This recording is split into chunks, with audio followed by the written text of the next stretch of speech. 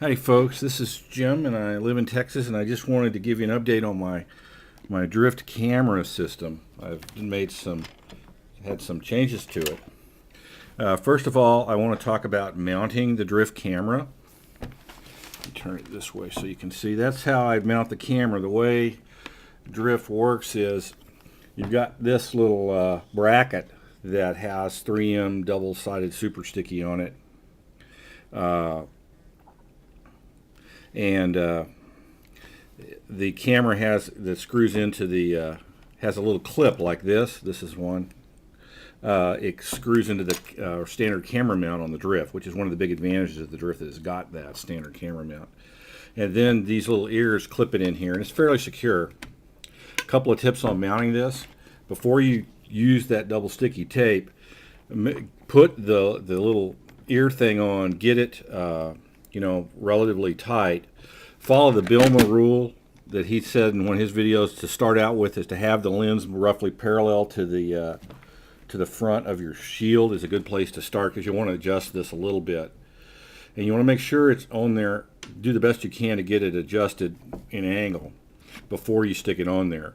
And the reason is there's not a lot of adjustment possibilities without either having this become too loose or too tight. It's got a little ratcheting system, so it does ratchet a little bit, but really you need to be pretty close before you stick that on there. I got it wrong the first time. I like another rider on YouTube, put this on backwards with the opening to the rear, so I had to pull it off and put it back on. That was kind of loose, so I used some what they call thick CA glue, which is just high quality super glue that you can buy in a hobby store to glue this thing on, so it'll never come off now. I was trying to tighten this up a little bit and get it where it wouldn't I felt like the angle was a little bit off, and I tightened it by just having it on here on the helmet and rotating this. Bad idea, because what'll happen is this. See, the little ear here is gone. So I broke this tab off, and this is what holds the camera on. So I only had one little bump holding the camera on.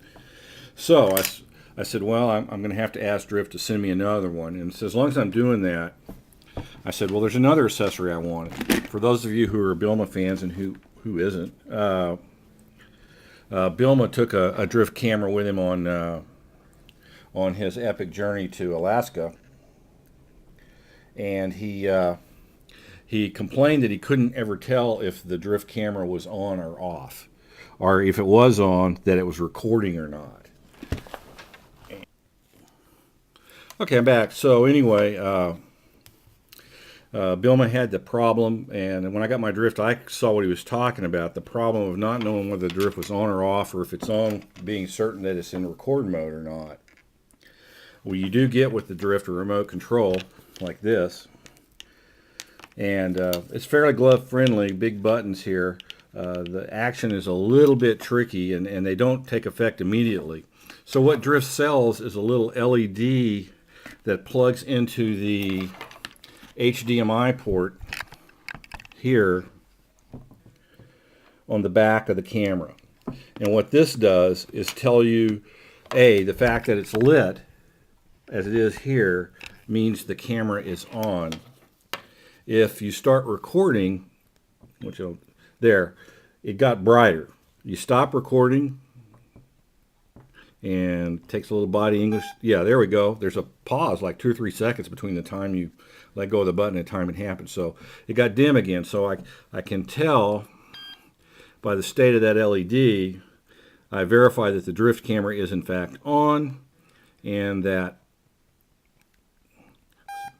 the camera is recording or not. So that's pretty cool. So when I was talking to I'd been meaning to order this, and so when I broke this little piece, I said, well, that's a sign I need to go ahead and order that LED. I haven't ridden with this yet. I'm about to. So we'll give a rider report later, but it looks like a pretty good idea. Let me turn this off now. When you turn it off, the bright light will get bright, and then it'll go out. There. So anyway, I told him about this, and I says, no problem, we can send you another one. And the lady I bought this from MyPOV360. The lady at MyPOV360 says, well, is there anything else you need? And I says, well, I wouldn't mind having an extra one or two of these. And she said, okay, we'll throw those in. Anything else? She said, how do you use your camera? And I said, well, I use it on my motorcycle, and I use it sometimes in my airplane. And she says, well, do you want the airplane intercom patch? And I said, well, no, because I found that just putting the microphone into the ear cup of the headset you have in an airplane works fine. She said, okay.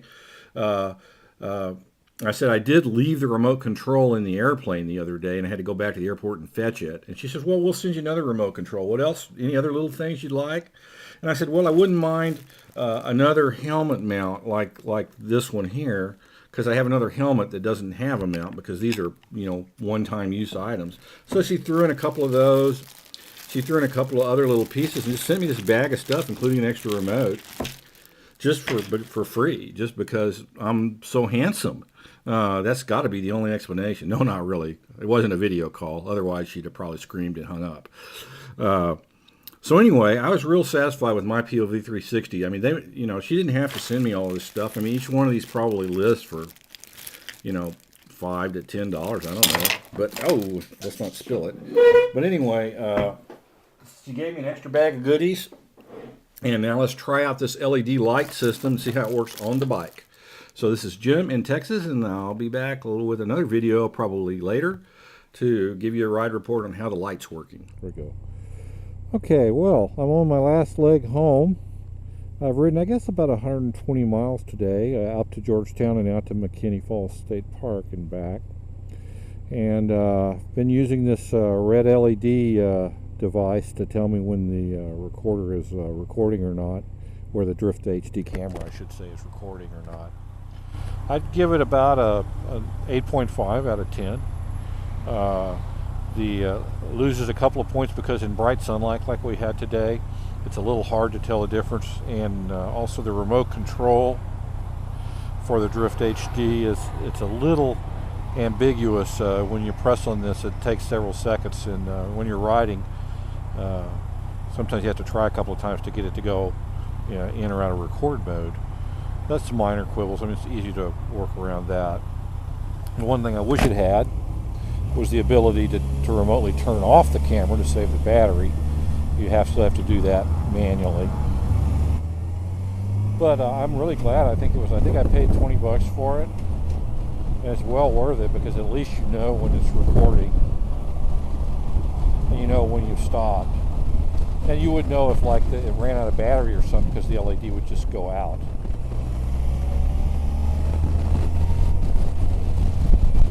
So they were highly recommended.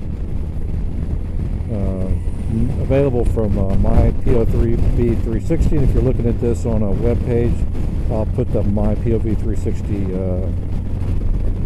URL somewhere around here, so you can go to. Real good people to deal with. This is Jim in Andersonville, suburb of Texas, Boston, wherever, somewhere on earth.